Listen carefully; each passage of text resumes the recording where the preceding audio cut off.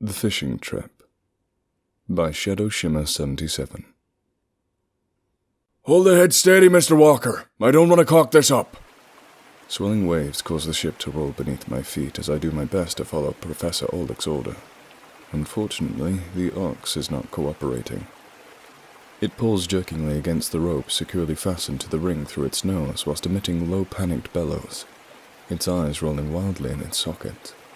Penned in a makeshift stable below the deck, there's nowhere for it to run, even if it wasn't currently on a vessel somewhere in the middle of the Pacific Ocean and several hundred miles from the nearest thing resembling land. Something has the beast terrified. Although it could be it simply senses the intentions of the striking woman standing in front of it with an air gun. For fuck's sake, Charlie. I know you can pull a rope tighter than that. I've got the burns on my wrists to prove it. I flash Helen a glare as I struggle with the rope, my cheeks flushing bright red from equal parts anger and embarrassment. She responds with a wicked grin. It's no secret that we're sleeping together. That's how I was conned into going on this little cruise after all. But I still don't feel the need to blatantly parade the fact around in front of her father. Dr. Reynard Oleg is a visiting professor out of Oslo, whose expertise is in cryptozoology. I hadn't realized such a degree existed, but apparently I'm not as informed as I thought. The Loch Ness Monster, the Wendigo, the Tatzelworm. Oleg has dedicated years of his life to studying and cataloguing the stories and legends of these and dozens of other fantastic creatures, going as far to conduct expensive field research into claims of their existence. Due to his lean, sharp features, surprisingly cunning intellect, and, most probably, his parents' choices of names, Oleg has been dubbed the Fox, after the French fable in pretty much every circle he inhabits. His daughter Helen serves as his primary research assistant, and as such, is accompanying him for the duration of his stay at Pocatonic University, where I'm studying my doctorate in engineering. Her raven black hair and oddly shaded eyes, steel grey flecked with purple, give her an exotic, if decidedly un-Nordic appearance. Still, she has the muscle tone of an Olympic gymnast, and at 5'10" could easily be imagined falling into the ranks of the fabled Valkyrie. I first saw her at a social mixer last fall and was immediately taken. Imagine my shock when my lame attempts to talk to her were accepted and even encouraged. 2 weeks later, we were fucking like it was going out of style. Our relationship stayed on that course for about 6 months when she informed me that she would be going with her father for an extended trip during the summer as part of his research. Would I like to accompany them? The fact that she'd been naked when she asked probably helped guide my decision. That's how I came to be wrangling a terrified ox on a Korean manned fishing boat 600 miles off the Japanese coast. Wrapping the rope more firmly around my hands, I braced my foot against the bulkhead and pulled as hard as I can, momentarily arresting the panicked animal's movements. Hit it! Jesus, hit it now! Helen professionally places the air gun between the ox's eyes and smoothly presses the trigger, punching a tiny metal rod through its skin and bone and into the creature's brain. Its eyes roll into the back of its skull, and its slack tongue lolls out of the side of its mouth before the ox collapses to its knees and finally slumps to the floor on its side. I disentangle myself from the rope, angry red impressions crisscrossing my hands and up my arms, and I wipe the sweat from my forehead. Christ. I've never done this before, but, don't they usually have a cattle prod or something to stun these guys first? The fox gives me a pinched look. In your typical slaughterhouse, yes, Mr. Walker. But I found it best to avoid using electricity whenever possible in these matters. There can be unforeseen complications. Besides, certain research suggests that chemicals released in the brain due to fear serve as something of an intoxicating marinade for some predatory creatures. All the better for our purposes here. Stunning the beast beforehand could rob us of potential advantage. Helen, if you would, please. Exchanging her air gun for an enormous bone saw, Helen enters the pen and begins working on the dead ox's neck. The metal teeth slide through muscle and tissue as Helen manipulates the saw as smoothly as a lumberjack. It catches briefly when it hits the vertebrae. She pulls the blade free with a sickening cracking noise of snapping bone before repositioning and continuing her grisly work. I feel my gorge rise to the base of my throat and glance down at the floor, only to leap away from the slowly growing pool of blood that has spread from the pen and now threatens to soak my boots.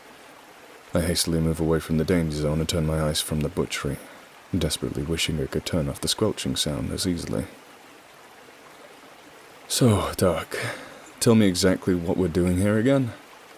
Oleg sighs. As I've explained, Mr. Walker, we are in search of Jormungandr, the world serpent.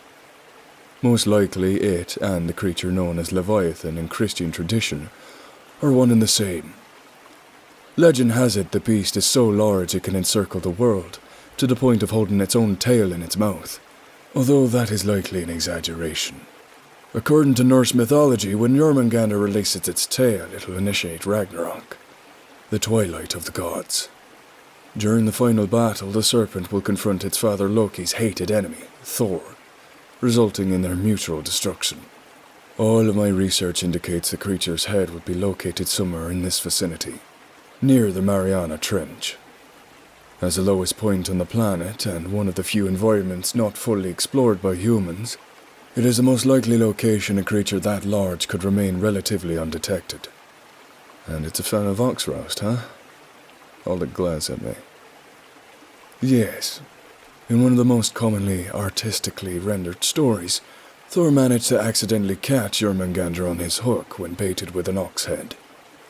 He attempted to kill the serpent with his hammer Mjolnir, but, oaf that he was, managed to let Jormungandr escape. We're attempting to recreate this event. But, Professor, what exactly are you planning to do if you actually manage to catch this thing? Finished?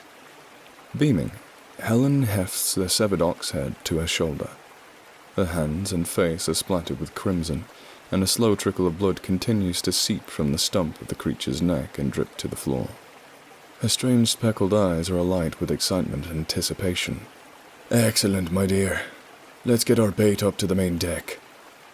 Ignoring my question, the fox turns and leads the way to the stairs, Helen following closely, carrying her macabre prize. I stay a little behind and glance back at the pen. The ox's body remains slumped where it fell, the muscles of the legs twitching and jerking ever so slightly as the onset of rigor mortis slowly takes hold. I involuntarily shudder and turn after the professor and his daughter. Once on deck, I move to the fore of the ship where Oleg and Helen are already baiting an enormous meat hook with an ox head still dripping with blood and ichor. The hook is in turn rigged to a large crane that Oleg had installed specifically for this incursion. Helen works the controls as Oleg guides the grotesque lure over the side and slowly lowers it into the calm seas. So, what do we do now, Professor? I ask. The fox smiles. No, we wait. And wait we do. For weeks the seas are calm, the skies clear. Every few days we repeat the exercise below deck with another terrified ox, as the seawater rapidly rots their heads to a state where I doubt even a monster would find them appetizing. By the fifth time I find I've become quite proficient with my duties. I do not know if I'm pleased by this. One day is soon lost in the next, with little to distinguish them other than the occasional morning slaughter.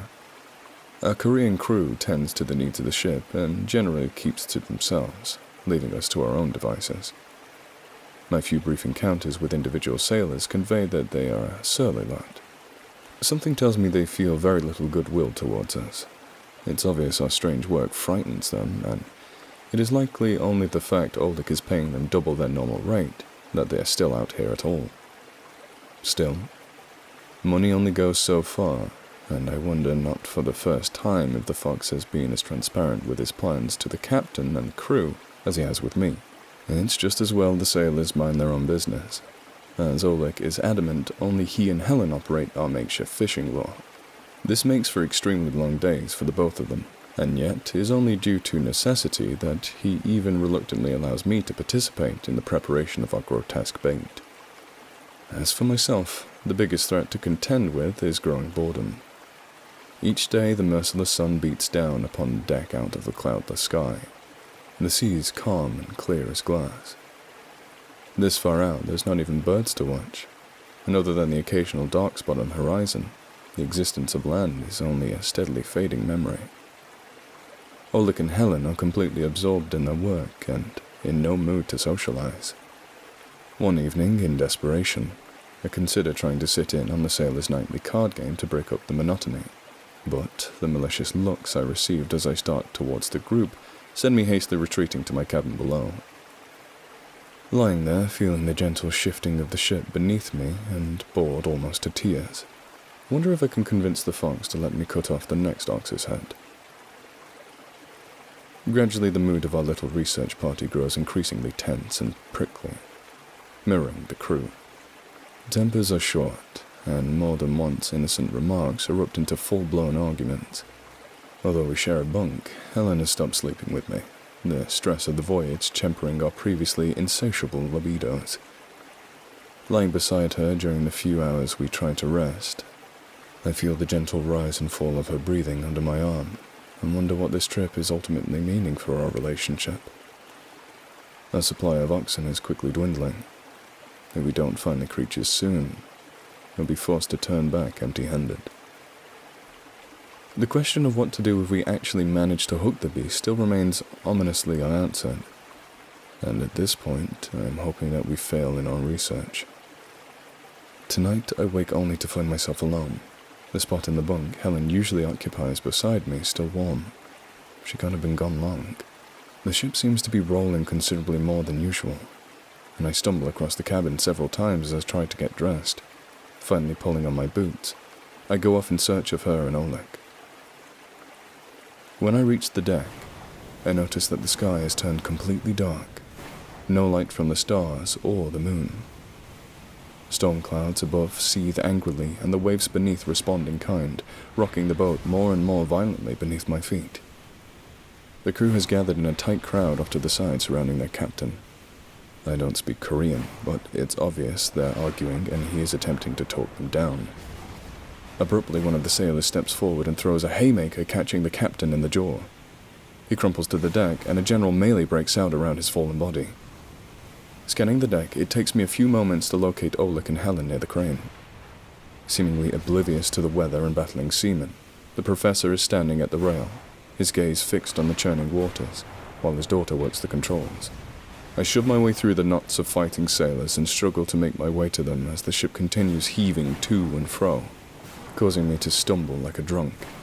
The wind picks up and howls like a banshee, so that I have to shout to be heard when I finally reach Oleg. Professor, it's not safe here! We have to go below deck! Freezing rain erupts from the heavens, the screaming winds whipping the drops against my face so hard they sting. Lightning bolts the size of houses flash down from the sky, accompanied by peals of thunder so loud they make my head ring. Professor! I grab the man by the shoulder and spin him around only to fall back in shock. The man facing me bears a resemblance to Oleg, certainly, but only just. He's younger, his face holding an agelessness that makes him paradoxically youthful and ancient in equal amounts. His eyes are alight with the glow of madness, his mouth open in a wolfish grin. Too late! He's too late to stop me now! He giggles like a lunatic. We found it! Shrieking peals of laughter accompany him, and I turn to where Helen was operating the controls. Gone was my stunning Valkyrie, replaced by a hideous creature. Half of her body is covered in a pale, perfect skin, the other rotting lumps of flesh the same purple hue as the flecks in her eyes. Her cackles are lost as the wind whips itself into even greater fury. The ship rocking so hard I'm terrified will capsize at any moment. The boat is thrashing too hard for me to even contemplate trying to make it back to the hold. Just as I have this thought, an enormous wave washes over the deck, sweeping several sailors over the side. Their screams are quickly drowned by the raging storm as they disappear beneath the waves. I spy a coil of rope tumbling across the deck. Desperately grabbing it, I manage to lash myself between two cargo brackets. Helen was right. I pull ropes very tight. Temporarily secure, I look around. Astonishingly, the man who was Oleg jumped upon the bow, deftly riding the ship like an enraged bronco. Raising his arms towards and screaming to the heavens, he howls into the storm. Come, brother! Meet your doom! With that, the largest wave yet slowly tilts the ship so that it's riding almost completely on its side. From where I'm lashed to the deck, I am now practically vertical and have to... From where I am lashed to the deck, I am now perfectly vertical and have a perfect view of the rolling waters disappearing far into the horizon. In that moment, my mind breaks. From out of the sea protrudes miles and miles of glistening serpentine coils. The scales are the dull colour of seaweed, encrusted with barnacles and all matter of ocean life. An enormous head, the size of a mountain, erupts from the depths. Blind white eyes fixed above a cavernous mouth glistening with dozens of rows of fangs. Opening its great maw wide, Leviathan lets loose its battle cry. Its roar so loud I feel my eardrums shatter in my skull. In the clouds high above, I can barely make out the tiny figure of a man in the heart of the storm. Bolts of lightning seem to coalesce around him, filling him with their impossible power. Shining like the sun, the figure streaks out of the sky like a comet, flying directly at the head of the serpent. The beast rears up to meet its foe, and on impact, the world is enveloped in an incredible blast of white light brighter than the core of an atomic bomb. The stress of the heaving sea is finally too much, and I feel the ship shatter beneath me. Slowly, the two broken halves descend into the seething waves. I struggle against the rope securing me to the deck, but the wet knots slip in my fingers, the restraints that were only moments ago my salvation becoming my doom in mere instants. Flailing about for something that I might use to cut the ropes, my fingers clasp only salt water. My frustrated scream is lost in peals of thunder as the vicious battle carries on. As the storm continues to rage, the surety of my fate becomes clearer. I relax as the raging waters roll over me, ultimately accepting the inevitable of what is to come.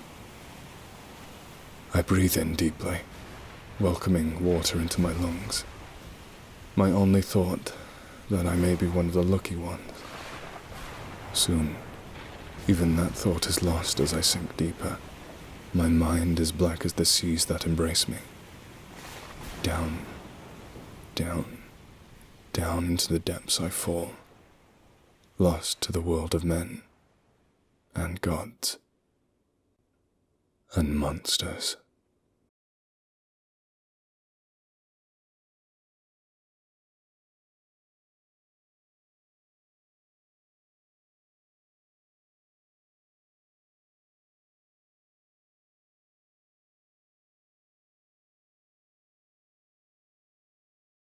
If you like this video, please consider subscribing.